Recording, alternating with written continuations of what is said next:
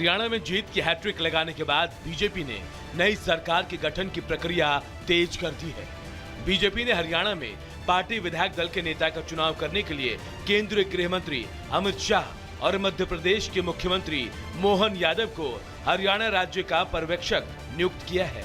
हरियाणा में सीएम के शपथ ग्रहण की तारीख 17 अक्टूबर तय हो गई है, लेकिन अंदर खाने की खबर है कि कई नेता सीएम पद की दावेदारी ठोक रहे हैं और शक्ति प्रदर्शन में लगे हैं। इनमें से एक नाम राव इंद्रजीत का भी है, जिन्होंने अपने घर 8 विधायकों को बुलाया था। हरियाणा के अहिरवाल बेल्ट की 11 सीटों में से बीजेपी को 10 सीटों पर जीत मिली है।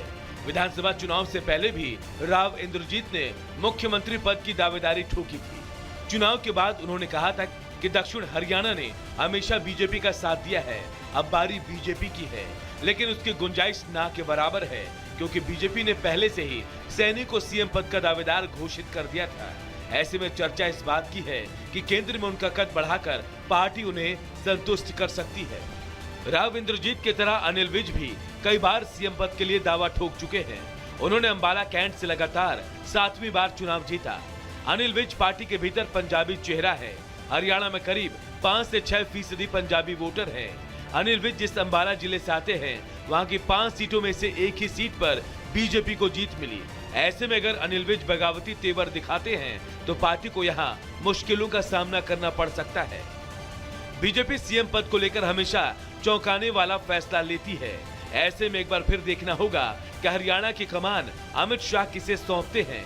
Bureau report, Republic Bharat. चलिए खबरों की शुरुआत करते हैं और सबसे पहले बात कर लेते हैं उत्तर प्रदेश की। देखिए, उत्तर प्रदेश में जब कोई त्योहार होता है या फिर कोई शोभा यात्रा निकाली जाती है तो उसमें ऐसी तस्वीरें सामने आती है कि माहौल जो है काफी तनावपूर्ण हो जाता है। और एक बार फिर ऐसा ही हुआ, और ये हुआ है बहराइच में, जहां पर मूर्ति विसर्जन का कार्यक्रम था, लेकिन इसी दौरान जमकर तोड़फोड़ की गई, धार्मिक उन्माद फैलाने की कोशिश की गई। लेकिन अब इसके बाद मुख्यमंत्री योगी आदित्यनाथ सख्त हो गए हैं और साथ ही साथ अब आरोपियों की तलाश भी तेज कर दी गई। देखिए, पुलिस इंचार्ज और एसएचओ पर जैसे ही सवाल उठे तो उनको सस्पेंड किया गया, लेकिन सवाल खड़ा होता है कि इसके पीछे कौन लोग हैं और पुलिस कैसे कार्रवाई कर रही है। उत्तर प्रदेश के मुख्यमंत्री योगी आदित्यनाथ की तरफ से क्या निर्देश दिए गए, सब कुछ आपको बताते हैं इस रिपोर्ट के जरिए।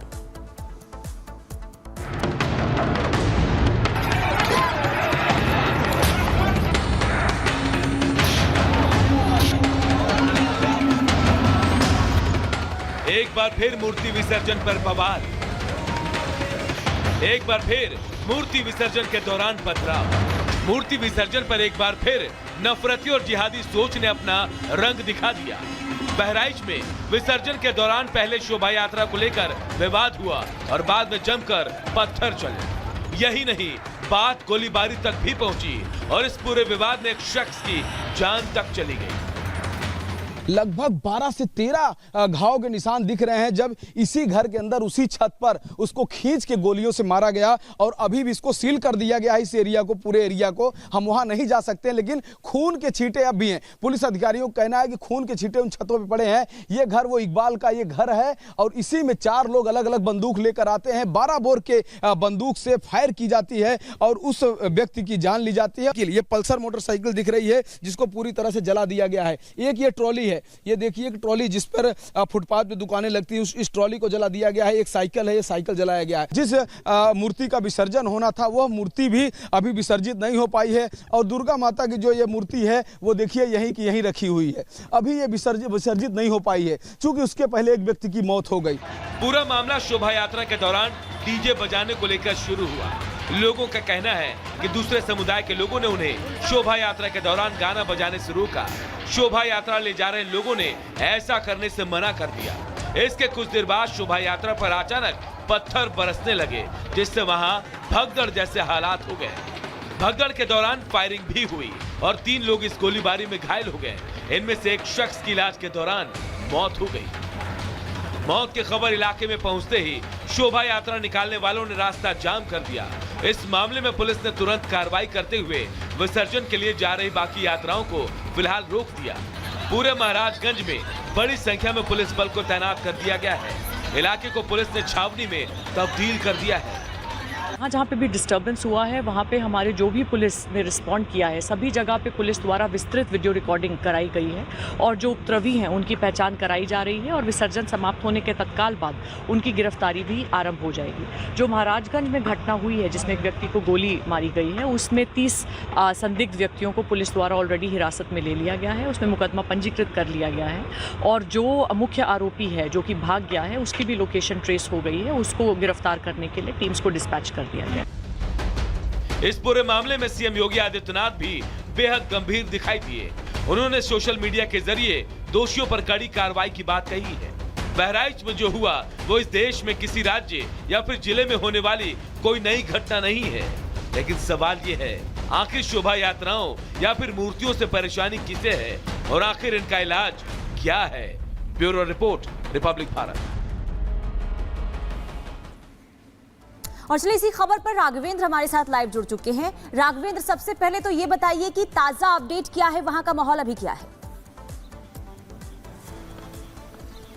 देखिए, ताजा अपडेट ये है कि पूरे महसी तहसील में यानी कि बहराइच से जो महसी का जो लगभग 30 से 35 किलोमीटर का जो सीतापुर ये रोड है, ये पूरी तरह से छावनी में तब्दील है। क्योंकि कल जब लखनऊ से जब हम आ रहे थे तो बहराइच से लेकर महसी तक चारों तरफ लोग सड़कों पे आ चुके थे। जो झांकियाँ थी यानी कि जो मूर्ति थी वो विसर्जित नहीं हो पाई थी, वो सड़कों पर ही रखी गई थी। तमाम तरह की जो गाड़ी, बस और ट्रक सब सड़कों पर ही थे, चक्का जाम भी था, तो बहुत सारी स्थिति खराब थी। ऐसे में पुलिस ने पूरे इस माहौल को संभाल लिया था। पुलिस चप्पे चप्पे पर लगी हुई थी और आज भी पुलिस लगी हुई है। अब चारों तरफ से, चूंकि और भी अगल बगल के जिलों से पुलिस आ चुकी है, बलरामपुर की पुलिस आ गई है, गोंडा की पुलिस आ गई है और लखनऊ से भी तमाम अधिकारी लोग यहां पर मूव कर गए हैं, इधर रात में यही स्टे किए हैं। तो जो स्थिति है, चूंकि एक व्यक्ति की बेदर्दी से मौत हुई है, 20 वर्ष का युवक था और लगभग आधे दर्जन लोग घायल हैं इस पूरे मामले में। दुर्गा माता का वो निकल रहा था, चूंकि जैसे कि होता है 9 दिन मूर्ति रहती है और 10। ठीक है राघवेंद्र, आप लगातार जानकारी दे रहे हैं, लौटेंगे आपके पास और अपडेट्स के लिए। फिलहाल आपका बहुत बहुत शुक्रिया राघवेंद्र, आप जानकारी दे रहे थे कि पुलिस इस पूरे मामले की जांच पड़ताल फिलहाल कर रही है। खबरों में आगे बढ़ते हैं, बात करेंगे मुंबई में जो हुआ उसकी, बांद्रा में जो हुआ उसकी बात करेंगे। और अभी आपको बता दें कि क्राइम ब्रांच की टीम लगातार इस पूरे मामले की जांच कर रही है। बाबा सिद्दीकी की हत्या हुई और उसके बाद हम देख रहे हैं कि अब जांच का दायरा बढ़ रहा है। उत्तर प्रदेश, हरियाणा, दिल्ली से होते हुए दायरा मध्य प्रदेश तक पहुंच चुका है। पुनीता, बिल्कुल, और देखिए जैसे जैसे जांच का दायरा आगे बढ़ रहा है, इस केस की गुत्थी जो है वो सुलझ रही है, लेकिन अभी भी पुलिस जो इस पूरे मामले की तहकीकात जो है वो कर रही है, पूरे एक्शन मोड में नजर आ रही है। क्योंकि इस पूरे वारदात में और भी ऐसे आरोपी हैं जो अभी भी पुलिस की गिरफ्त से बाहर हैं, जिन तक पहुंचने की पुलिस अभी पूरी कोशिश कर रही है। रिपोर्ट देखिए।